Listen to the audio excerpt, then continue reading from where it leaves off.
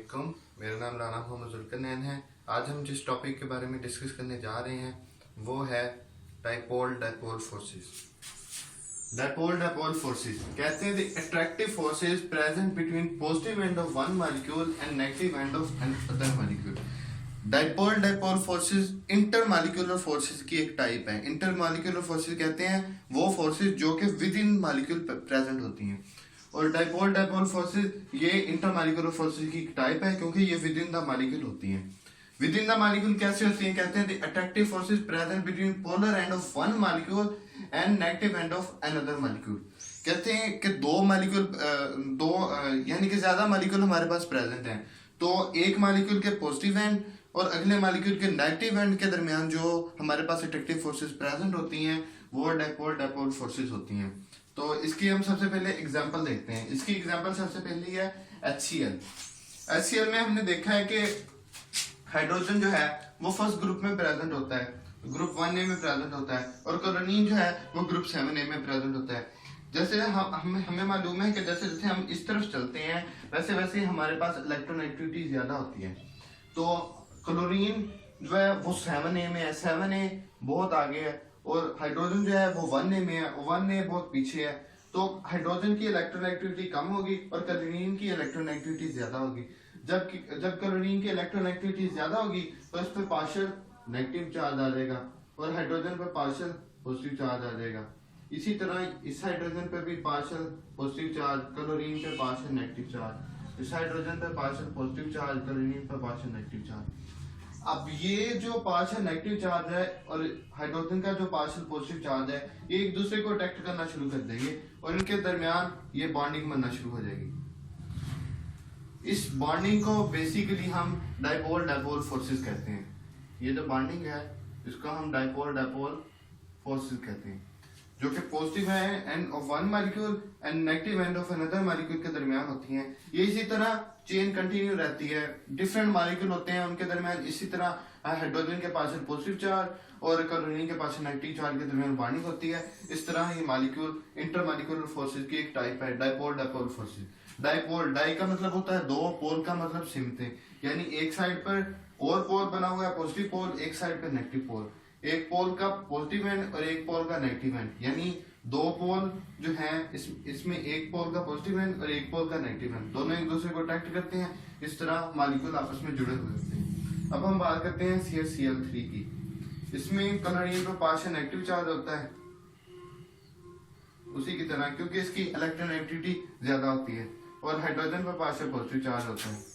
इस तरह इस हाइड्रोजन पर पार्शियल पॉजिटिव, क्लोरीन पर पार्शियल नेगेटिव, और ये जो हाइड्रोजन का पार्शियल पॉजिटिव चार्ज है ये क्लोरीन के पार्शियल नेगेटिव चार्ज से अट्रैक्ट करेगा।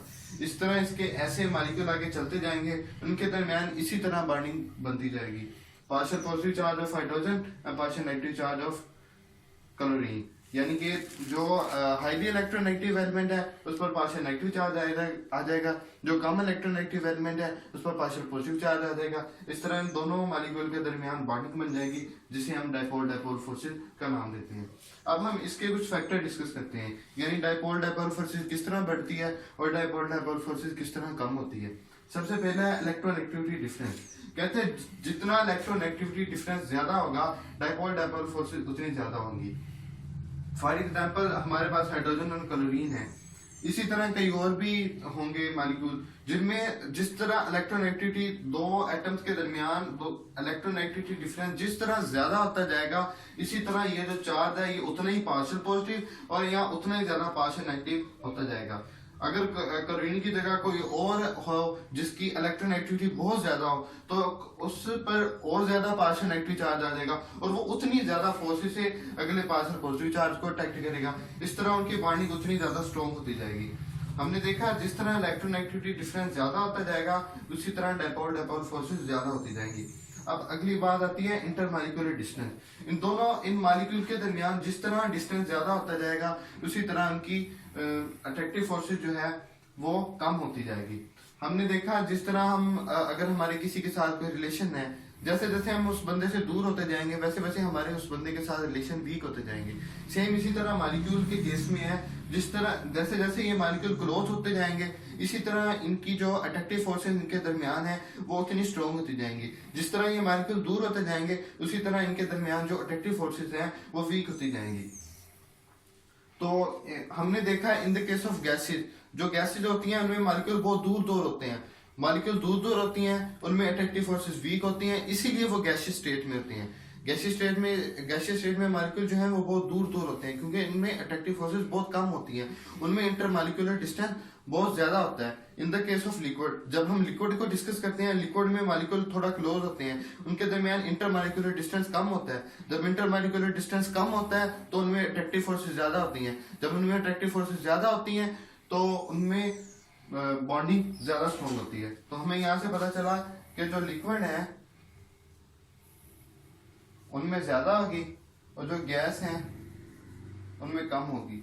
उसकी वजह यही है कि लिक्विड जो है उनमें इंटरमॉलिक्यूलर डिस्टेंस कम होता है। जब इंटरमॉलिक्यूलर डिस्टेंस कम होगा तो फोर्सेस ज्यादा स्ट्रॉन्ग होगी, और जब फोर्सेस ज्यादा स्ट्रॉन्ग होंगी तो हमारे पास वो molecule as a liquid exist करेगा। In the case of gases में मॉलिक्यूल बहुत दूर दूर होते हैं, इंटरमॉलिक्यूलर डिस्टेंस ज्यादा होता है, इसीलिए हमारे पास फोर्सेस वीक होती हैं।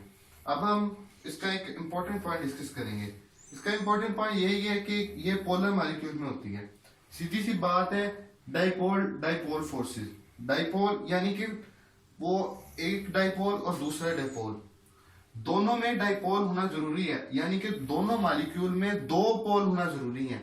दो पोल पोलर मॉलिक्यूल में ही होते हैं। इस तरह ये जो फोर्सेस हैं ये सिर्फ पोलर मॉलिक्यूल में होती हैं, यानी अगर इसका एक मॉलिक्यूल का एक एंड पार्शियल पॉजिटिव हो, एक का पार्शियल नेगेटिव हो, इस तरह अगले मॉलिक्यूल में भी दो पोल होने चाहिए, एक पार्शियल पॉजिटिव होना चाहिए, एक पार्शियल नेगेटिव होना चाहिए। उनके दरमियान जो फोर्सेज होती हैं तो उन्हें हम डाइपोल फोर्सेज कहते हैं।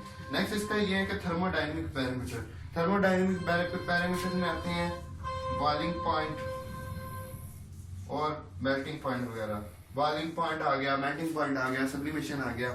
तो जिस तरह हमारे पास डाइपोल फोर्सेस ज्यादा स्ट्रॉन्ग होती जाएंगी, उस तरह हमारे थर्मोडायनेमिक पैरामीटर ज्यादा होते जाएंगे। थर्मोडायनेमिक पैरामीटर में melting point and boiling point होता है। मेल्टिंग पॉइंट उस वक्त होता है जब मॉलिक्यूल के दरमियान जो फोर्सेज हैं वो ब्रेक होना शुरू हो जाती हैं, वो मॉलिक्यूल टूटना शुरू हो जाते हैं, तो उनके दरमियान वो हमारे डिस्कस करते हैं कि उसका मेल्टिंग पॉइंट कितना है, बॉइलिंग पॉइंट कितना है। फॉर एग्जांपल दो चीजों को हमने बहुत जोर से जकड़ के रखा हुआ है, तो उनको तोड़ने के लिए हमारे पास ज्यादा फोर्सेस की जरूरत होती है, और अगर हमारे पास दो चीजें बंधी हुई हैं उनको हमने कम फोर्सेस बाइंड करके रखा हुआ है, तो उनको तोड़ने के लिए हमारे पास कम फोर्स की जरूरत होती है। Same in the case of melting point and boiling point. जब मॉलिक्यूल के दरमियान जो डाइपोल फोर्सेस हैं वो वीक होंगी, जब फोर्सेस वीक होंगी तो उन्हें तोड़ने के लिए बहुत कम एनर्जी चाहिए होती। जब उन्हें तोड़ने के लिए बहुत कम एनर्जी चाहिए होती तो उनके मेल्टिंग पॉइंट और बॉइलिंग पॉइंट वो कम होंगे। अब जो फोर्सेस जिनके दरमियान डाइपोल फोर्सेस ज्यादा होंगी, तो जब वो उनके दरमियान फोर्सेस ज्यादा स्ट्रॉन्ग होंगी तो उनका ऑटोमेटिक मेल्टिंग पॉइंट और बॉइलिंग पॉइंट बढ़ना शुरू हो जाएगा। तो ये था हमारा डाइपोल फोर्सेस का टॉपिक।